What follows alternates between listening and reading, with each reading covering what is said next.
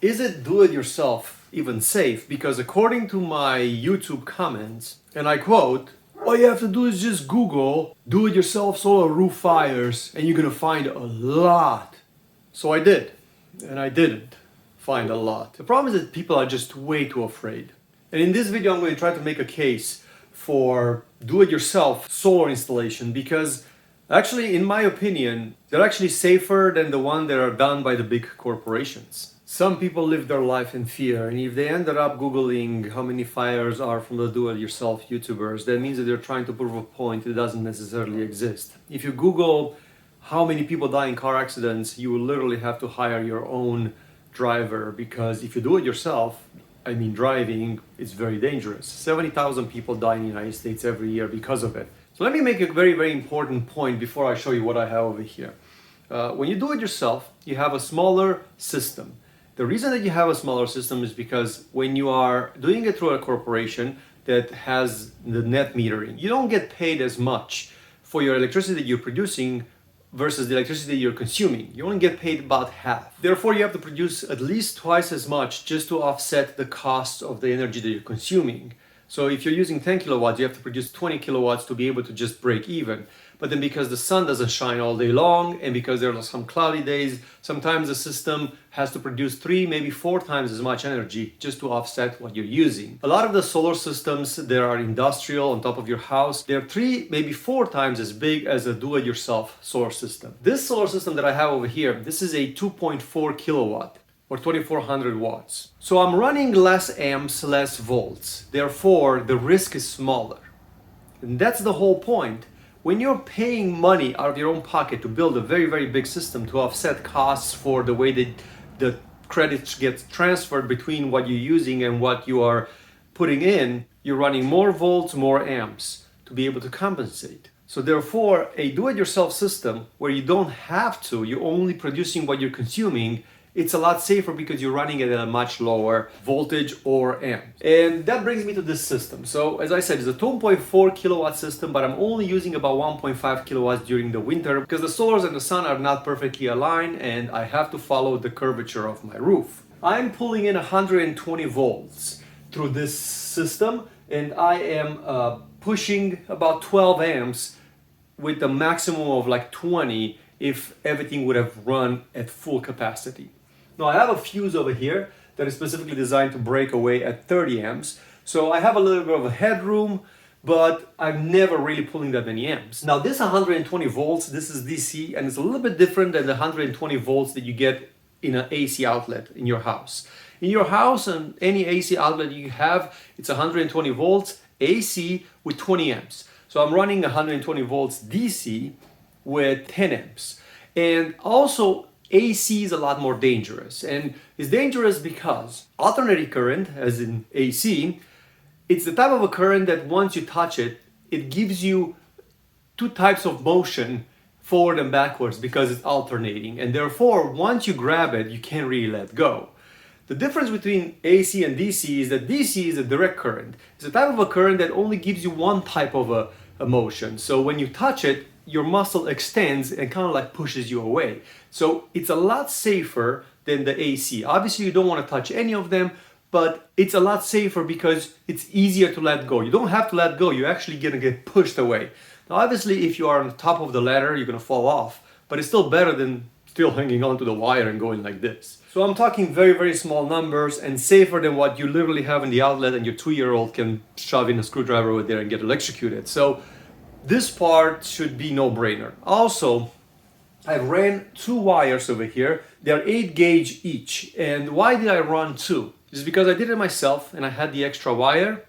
I'm not a corporation to try to penny and dime you and try to make a profit. For me, safety was more important. So I put a very, very thick wire and I doubled it because I had it. It was really cheap. I'm talking about a couple of dollars extra to be able to run a wire that is a lot more resilient to any kind of like problems later on. It cannot melt. So everything is coming into this fuse, and then I'm running an MPPT source charge controller that is rated for 100 amps, but I'm only using it at 55 amps. So I'm using it at half the power that was designed. It's also very, very important because I have a lot of headroom, so it will not overheat as easily. Also, I've added a couple of fans here on top, so I like to keep it cooler than usual. Also, I mounted it away from the wall, so I have about an inch behind, so I have some air that can circulate, cool off the radiator that is passive and is built behind. So even though it's passive, I left extra room and I've added 2 extra fans just to make sure that it stays cooler. That will extend also the life of the MPPT charge controller. And from the charge controller, I'm going into a set of batteries. I have 2S4P, that means the 2 in series and 4 in parallel. So I have 10 kilowatts worth of power, lithium iron phosphate battery, which are the safest batteries on the market. I dare you to Google fires made by lithium iron phosphate. You're not gonna find any videos because these really don't catch on fire. So these are super safe batteries, and I have 10 kilowatts and I'm running a 24 volt system. Now 24 volt system is exactly what would you get into a bus, what would you get into a truck that runs on a 24 volt system. You could touch the terminals and nothing will happen. 24 volt, it's basically what you have in your car. Now I am fused over here with a 100 amp fuse, this big fuse that you see over here. Why 100 amps? So these batteries can put up each 250 amp hours. And if something happened to this charge controller and these batteries want to discharge into the charge controller, the fuse will trip and it will protect the system. Why is it as 100 amps and not 55? Because I'm only bringing 55 in. Is because this one, it's capable of 100 amps and I've kind of like planned for the future. Maybe I want to add a couple of extra solar panels later on. The batteries are hooked up to my grid tie inverters with 2 40 amp fuses. So each grid tie inverter has its own 40 amp fuse. Now the grid tie inverters are rated to 650 watts and it can only pull about 32 amps. That's the maximum that I've seen them. So I had a little bit of a headroom. These fuses are specifically designed, again, if something goes wrong and one of these grid tie inverters breaks, then I will have the batteries try to discharge inside them, but then the fuse will trip and problem is solved. Also, these grid tie inverters have their own extra fans on top. I've put these on mostly to extend the longevity of the grid tie inverters. The cooler you keep them, the longer they last, but they have their own cooling solution. So it's very, very easy to see when they start cooling themselves, because you can hear the fans going absolutely crazy and they drop themselves to a safe temperature. And these grid tie inverters are feeding the house with 2 15 amp fuses.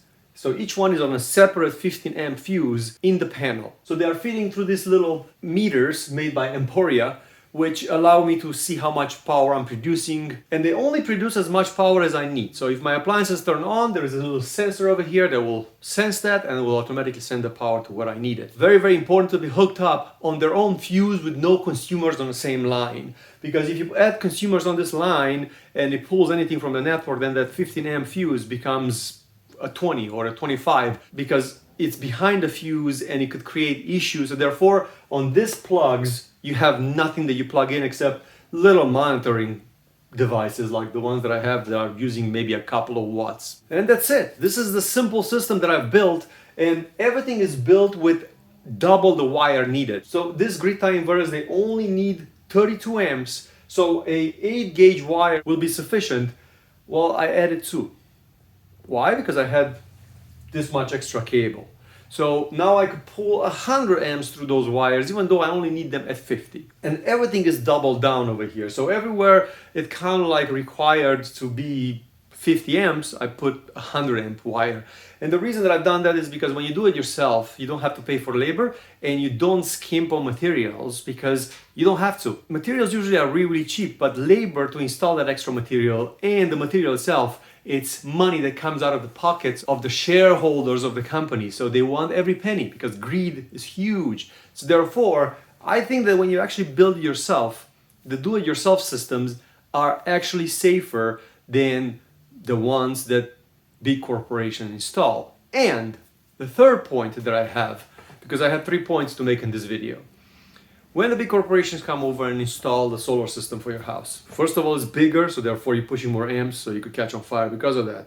Also, they run their equipment sometimes at maximum power, so if you need 3 kilowatts, they give you a 3 kilowatt system, because if they give you a 6, as I have over here, headroom, well, they will lose money. But the biggest problem that you have with this solar built by corporation is that they have one electrician on duty, and this electrician usually acts as an inspector for the setup. And this is maybe the most important part of why these systems catch on fire. The electrician that is licensed to inspect the system towards the end, he's not there on the job site. And on the job site, you have little peasant guys that do the installation. And these people might have received some kind of a training, but they are overworked. They have to work on top of your roof in summertime when it's hot. They just want to finish the job and get the heck out of there. And the problem is that a lot of the times they cut corners. So if they pull on a wire that doesn't really come easily through the conduit, maybe they pull a little bit harder. And if they pull too hard, that wire can break or bend or something happens to it. Well, the inspector, when it comes in, it cannot look at every centimeter of wire inside the conduit. So therefore, he looks at make sure that the code was followed, and at the end of the day, he just signs on the paper and he goes away. And then when you have workers like those, they are stressed, they have to get to the next job, they have to finish in today. Sometimes they cut corners, and a little bit of a bent wire the wrong way, that if you do it yourself, you will be like, I don't like this. So you pull it out and put another one in. Well, they will just go for it and just let it slide, because if the inspector signs for it, he is responsible. So therefore, he's not going to see every little problem. So honestly, when you see a YouTube video for somebody that has done his own system, I honestly think that actually those people, not only that they understand the system much better, but also it's a smaller system build, therefore you run less volts, less amps, and I make the case that it's actually safer. Also, these people are really devoted. This particular system, I'm building it for the past month. I had a month to play over here, where when they install a solar system at your house, it takes them, half a day or a day, and they want to get to the next job. So I've paid attention to details that other people would have not maybe done that. Now, one of the things that you see on a do-it-yourselfers, like me, is that a lot of the wires are exposed. And the reason they're exposed is that, I said, these are pretty safe. I could touch them, nothing happens, because I know what I'm doing and I know what kind of a system I have. But also, because when I make the videos for you guys, I want to be able to show you that I ran a cable this way and this red cable goes here. And also when it's exposed, I could actually see the cable. And if something happens to it and I come into the garage one day and I see smoke coming out of it and I see it's overheating, I could do something about it. Where you have everything built into a little closet and you see nothing, then you don't notice when things go wrong. And sometimes things can go wrong. You could see a fuse like this, maybe getting a little bit of a coloring on a side. That's the reason that I didn't put it into an actual box. If I see some coloring on the side, I will know to check to see maybe it's overheating, or maybe it's a broken fuse or bad fuse, or maybe it's not tripping. So the point of the video is, don't be afraid of do it yourself. This country was great because people in their garage were able to build Microsoft, they were able to build Apple, they were able to transform their car and put 3 mega superchargers on it. This country was always great with do-it-yourselfers, but somehow the big corporations try to scare us that we shouldn't do this because only they can do it and only they can handle it and only they can do it safely. It's not true. A lot of the times they screw up and they have an insurance company that pays you some money to shut you up. But the truth is that a lot of the times this is safer. Now, the unsafer part of my system is the Chinese equipment that I bought, which I have to believe that it works. Based on all the tests that I run so far, nothing smells burned and there's no sparks coming out, and it does what it needs to do. But there's a certain amount of trust that I have to put into that equipment that is done to the standards that I need. And of course, there's always a small chance when you do something, something goes wrong. But at the same time, if you would be afraid of that, you would not leave the house because, as I said in the beginning of the video, 70,000 Americans unfortunately die every year from car accidents. I'm sure I'm going to have my critics, I'm going to have the people that hated what I said, but I think that there's some do-it-yourselfer out there that will really understand what I'm trying to say. And thanks for watching.